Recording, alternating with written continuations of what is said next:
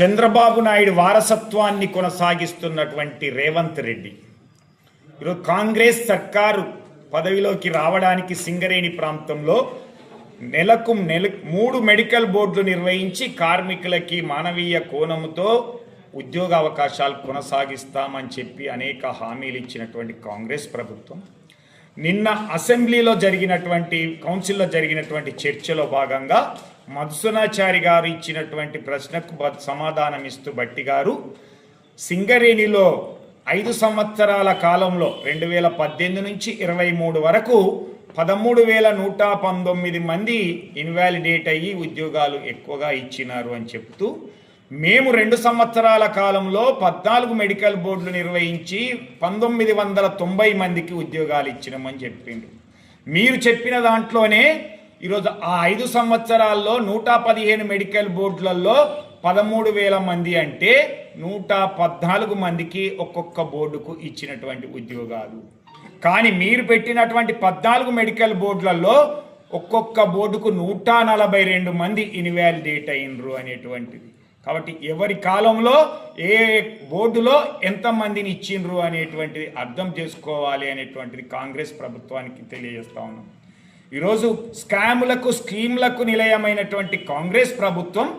వాళ్ళ యొక్క తప్పిదాల్ని కప్పిపుచ్చుకోవడానికి లేదా అధికారులకు అనుకూలంగా ఉంటూ నిర్ణయాలు తీసుకున్న అనేక స్కాములు జరుగుతూ ఉంటే ఓబీ కాంట్రాక్టర్లకు అనుకూలంగా 9 బ్లాక్ రద్దు చేసినటువంటిది అయితేంది, ఇందారంలో ఉన్నటువంటి స్కామ్ అయితేంది, ఎస్ఆర్పి ఓసీలో స్కామ్ అయితేంది, అలాగే సమంత సిహెచ్పి అయితేంది, సత్తుపల్లిలో జరిగినటువంటి ఓబీ కాంట్రాక్టర్లు అయితే ఇవన్నీ స్కామ్లతో పాటుగా ఎస్టీపీపీలో నిర్మాణంలో 800 మెగావాట్స్ నిర్మాణంలో దాదాపుగా 1,500 కోట్ల రూపాయల ఎక్సెస్ అయితేంది, ఎఫ్జిడి నిర్మాణంలో 200 కోట్ల రూపాయల అధికమైతేంది. ఇలాంటి నిర్ణయాల వల్లనే ఈరోజు కంపెనీ నష్టపోతుంది, ఆర్థికంగా దివాలా తీసే పరిస్థితి ఉన్నది. దీనికి తోడుగా ఈ 2 సంవత్సరాల కాలంలో లేని ప్రొడక్షన్ని, రాని ప్రొడక్షన్ని, తీయని ప్రొడక్షన్ని కాగితాల మీద చూపించి దానికి లాభాలు వచ్చేటట్టుగా చేసి ఆ లాభాల నుంచి ఇన్కమ్ ట్యాక్స్ కంపెనీ కట్టేటట్టుగా ఈరోజు రాష్ట్ర ప్రభుత్వానికి ఇచ్చేటువంటి సెస్సులు అయితేంది, వాటా అయితేంది, అలాంటిది